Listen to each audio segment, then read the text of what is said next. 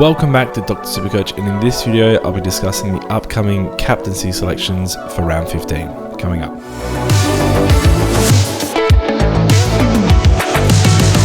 Hey, what's up? It's JB from Dr. Supercoach, and if this is your first appointment here, don't forget to subscribe to the channel so you don't miss any upcoming updates. Now, today's episode is another captaincy episode. I do apologise if I sound nasally at all. I am under the weather for this one, so I'm going to try and make it nice and quick as opposed to usual. It is actually usually pretty quick, but we're going to start the round off with Geelong versus Melbourne. I'm going to explain why I think Petracca is probably one of the best bets of the week for our VC.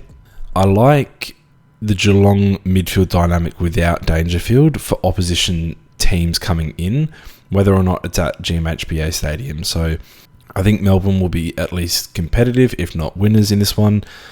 And with the Geelong midfield that they're putting out, I think it's a real opportunity for Petracca to do well. Now, there is a chance O'Connor or someone goes to Petracca. I think that's probably a low chance, but if it does happen, the reason we're spending our VC in this game is because I think the best, safest captaincy of the round is in the next game. So St Kilda versus Brisbane at Marvel Stadium. Josh Dunkley, the most informed player in the competition right now in terms of fantasy football, would be my safe captaincy option of the week.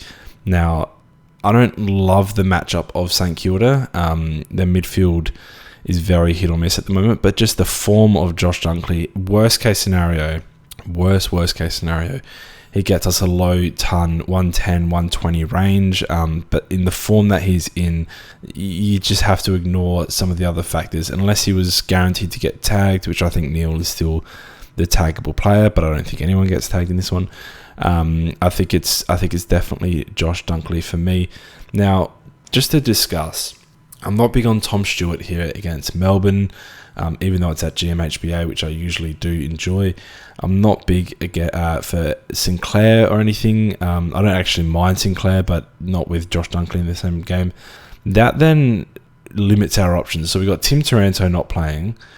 We've got Bont and English not playing. We got Butters, who's also in form, not playing, and that's pretty much it. But they're our best captaincy options. Those guys and Dunkley have been carrying us for weeks now.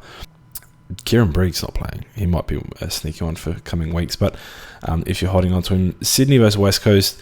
The West Coast stat that I failed to look into the other week was Dawson versus Laird coming up against West Coast. The contested play is better. For some reason, West Coast are just weirdly good at shutting down the really explosive good kicks of the football and just making them handball or making them kick to packs or kick to the opposition even. So it's one of their weird strengths. They will have a few premiership defenders coming back into the side this week. So I don't think Errol Gordon is what I'm getting to here, is a safe captaincy bet. So with our best VC/C being in this early game, this Friday night game, I really don't want to VC him into anyone just in case something crazy happens. I really want him to be the guy who I fall back onto, which is why I've gone for Petracca early. If I had to fall back onto Goulden, I wouldn't be confident at all of even securing the ton for this week. Obviously, he has a high upside, but the downside is well and truly there as well. Parker, I think, is probably the guy to score well in this matchup, but very lowly owned. Now, this one, you could definitely convince me on Brayshaw. Sarong with his ankle, not so much. And Zach Merritt going to Optus Stadium, not so much. But Brayshaw, I think, is definitely an option here. If you wanted to go Dunkley into Brayshaw, I would understand. I don't think it has that. I don't think it's as safe as doing Dunkley straight captain from someone earlier. You might not have Petracca, obviously. So if you don't have Petracca, Dunkley into someone in this game, whether it be Zerrett or Brayshaw, I'd probably lean Brayshaw. But whichever one it is, I don't hate that because I think Dunkley will still score well enough. But I would be taking anything from Dunkley here. A 110, and I'm locking that in. It doesn't matter. Ben Keys, I think, does a job on Nick Dacos, or at least tries to. Don't think he's very successful at it. On the flip side, Collingwood midfield is generally pretty good against other opposition midfielders. So Laird and Dawson, I assume Laird goes pretty well here.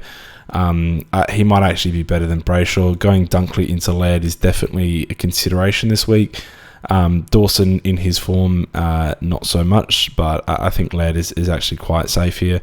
I might change my mind mid-video here. Gold Coast Hawthorn, don't love anyone. I think Nash does tag Rao, which means maybe Noah Anderson goes well, gets off the chain a bit, but he played a lot of wing last week, which is weird, and doesn't suit him at all. I think he scored 30 points in the second half on that wing role. So if something like that were to happen again, you would be getting a bad captaincy score. I might be changing my mind here. I like Petracca against the Geelong midfield. I like Dunkley against the St Kilda team, and I actually do like Laird against Collingwood. So one of these three. It just sucks that they're all away because I do like picking the home guy. Dunkley did score well recently, actually. If I can find where my Dunkley is, or M1. He scored recently well at Marvel Stadium. 149 was his last game. The one before that was 108. I think he has a really good history there as well at Marvel Stadium. So look, I do like Dunkley the most. Whether you want to do Petracca on the other side of that, or whether you want to do Laird on the other side of that, I think is completely up to you. I've already called on this game here. I think we probably get 3 tons out of 3 with Sarong, Brayshaw and Zeret, but it's just the downside. You really, especially with throwing the captaincy out there, you really have to avoid the downside, and that's why Gordon for me just cannot be an option this week. But those 3 guys, those 3 strong midfielders, they're going to get the tackle numbers, they're going to get the contested possessions. I have a lot of faith in all 3 of those. I'm actually going to be umming and ahhing now between Petracca and Rory Laird, so I'm not actually sure which side of the ledger I will probably end up on there. That is going to do it for today's episode. Sorry, it's a bit of a shorter episode. I am feeling under the weather, as I said off the top.